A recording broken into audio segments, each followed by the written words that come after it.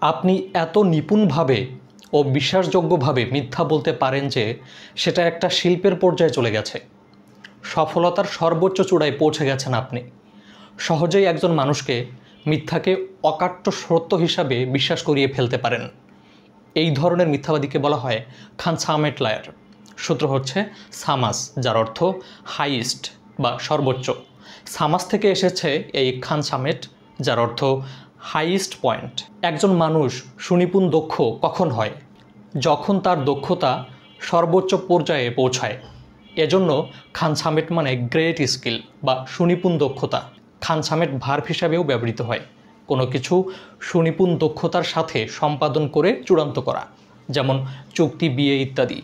Consummate যখন adjective হিসাবে ব্যবহৃত হয় তখন এর নাউন ফর্ম করতে হলে এর শেষে NESS বা SEY যোগ করতে হবে। কনসামেটনেস, কনসামেসি।